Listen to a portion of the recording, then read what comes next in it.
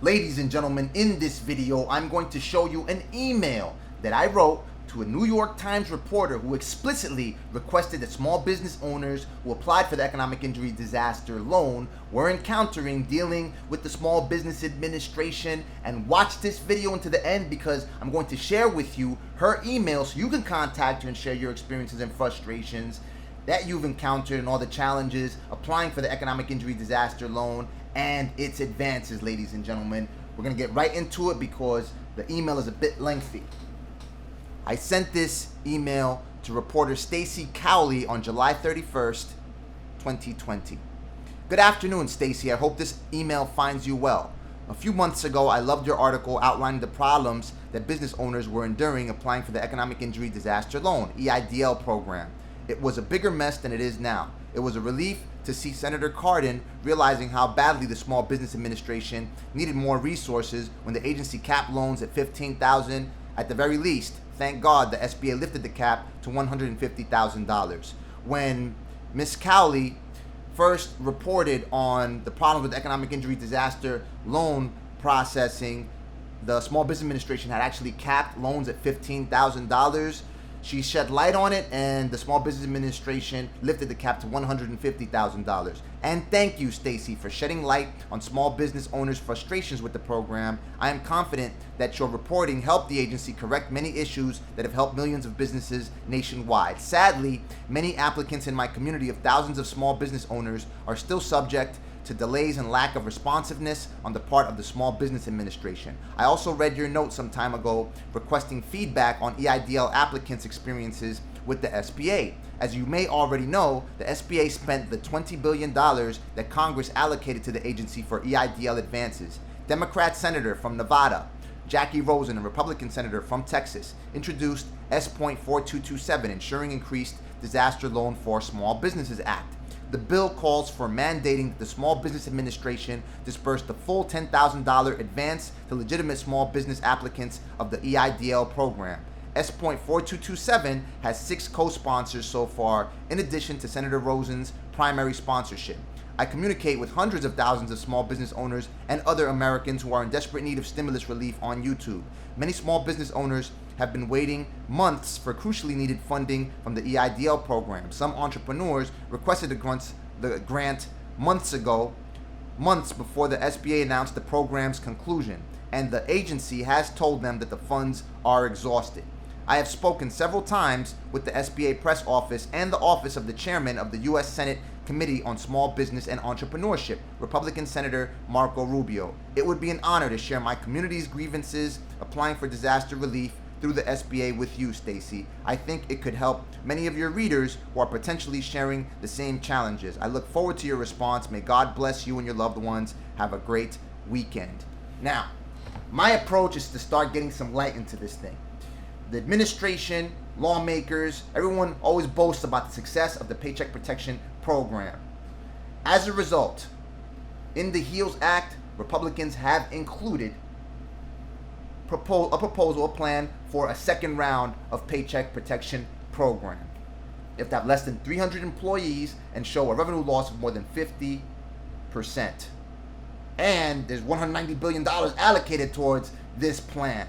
And another $100 billion allocated towards more funding through PPP for seasonal businesses and businesses located in low-income census tracts that can also show more than a 50% drop in revenue. Nonetheless, nobody gives the economic injury disaster loan any light.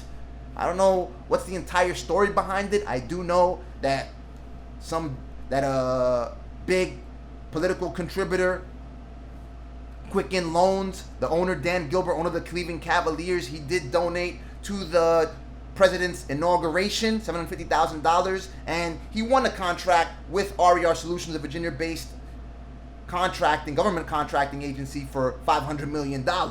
So, but nonetheless, they don't give enough light to the economic injury disaster loan. I've said that several times on this channel nonetheless. But, as you know, I'm staying on top of this. I go directly to the source. And I'm trying to get some light to this thing, trying to get economic injury disaster loans, S.4227, the Ensuring Increased Disaster Loan for Small Businesses Act, as much press coverage as possible.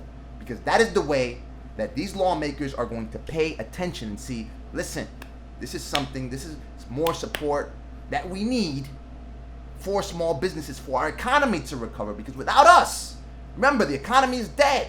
With 31.7 million small businesses, ladies and gentlemen, employing 60.6 million U.S. workers, 47.1% of the U.S. workforce, 99.9%. So they can't let us go under. As a matter of fact, a group of iconic former CEOs sent a letter out to Congress demanding that they allocate more funding through the PPP. They didn't even mention the economic injury disaster loan. So we have to do the same. We have to allow. That's why I want you to stay on top of this. Don't ensure that you subscribe to this channel, because I go directly to the source. Although I report what other people will not, because I go directly to the source. I speak to the SBA. You've seen the lines of communication that I've opened up with the chairman of the U.S. Senate Committee on Small Business and Entrepreneurship, and with the SBA itself. And they release statements exclusively to this channel. I'm calling for everybody. Jason Mack, Speaking C, Meet Kevin, Clear Value Tax, all these channels. Regardless of whether we disagree with each other, we have had disagreements in the past in regards to reporting and what other people do. Nonetheless, we all bring something to the table in terms of the amount of people that we reach, that we engage, and our ideas.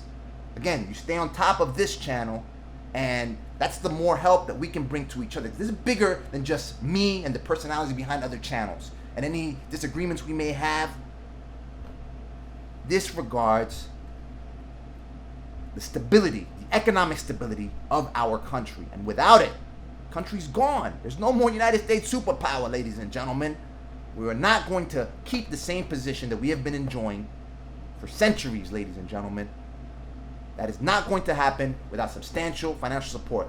Leading CEOs called for it today, and we are now calling it through the passage of S.4227. So stay subscribed, because as I tell you, each time the Small Business Administration sends me something, I'm going to let you know about it. And I call for everybody, if you listen to you watch other channels, go ahead and let the creators of those channels let them know to call for passage of S.4227 by contacting sbc.senate.gov and contacting this lady, Stacey Cowley. I'm about to give you her email once I'm done with reading the follow-up that I sent to her this morning, ladies and gentlemen.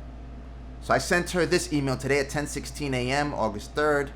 Good morning, Stacey. I hope you had an awesome weekend. Were you able to read my email? I wanted to try to keep this top of mind because, as per some of the country's iconic former CEOs, small businesses need more financial support now. According to today's letter to public officials from these business leaders, our country potentially faces millions of temporary job losses, turning into permanent ones by Labor Day without substantial government support for small businesses. Thank you for reporting on the SBA's OIG report, finding that the government agency disbursed thousands of EIDLs and advances worth hundreds of millions of dollars. While all that money went for fraudulent purposes, legitimate small business owners have been stuck in the processing of their EIDLs. Many who applied before the July 11th closure of the program may not receive the grant. I published a video on the report, and the SBA OIG released a statement to me in reference to its modified protocols. Economists from Harvard, University of Illinois, and other institutions estimated that about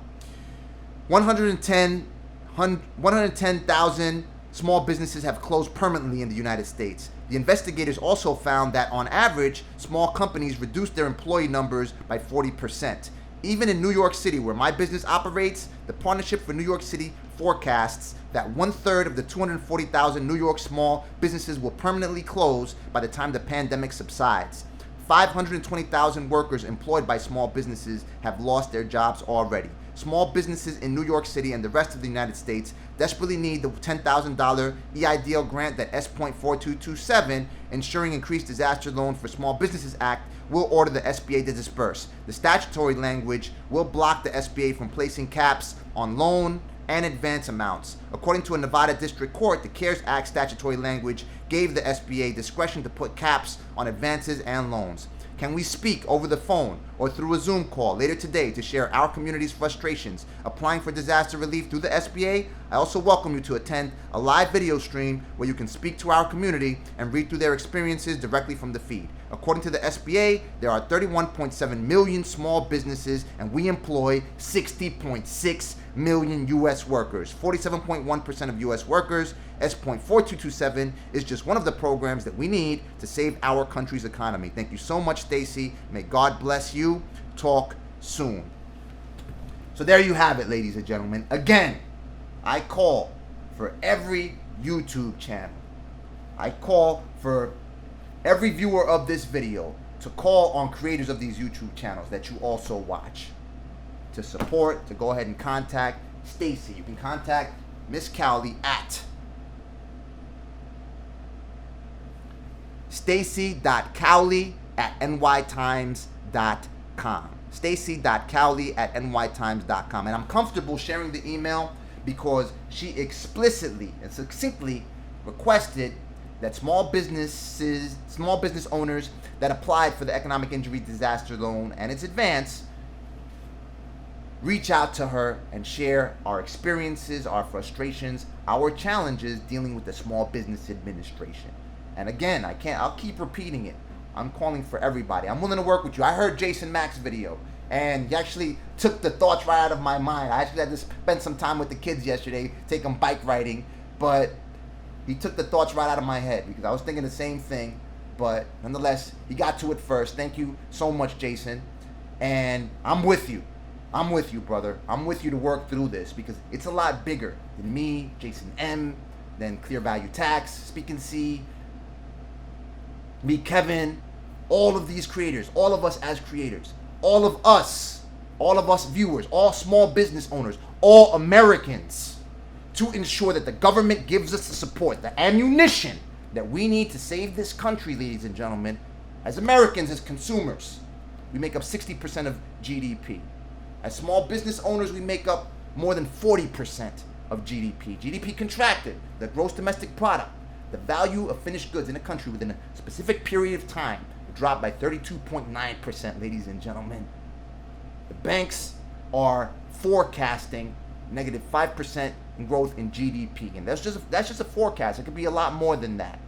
We're gonna have anemic growth for the next few quarters, so we are facing dire circumstances, and the American people, American small business owners, require this ammunition because it is absolutely nothing without us, ladies and gentlemen. Let me know what you think. Drop your comments in the comments section below. Watch this video right here for more economic injury disaster loan and stimulus coverage.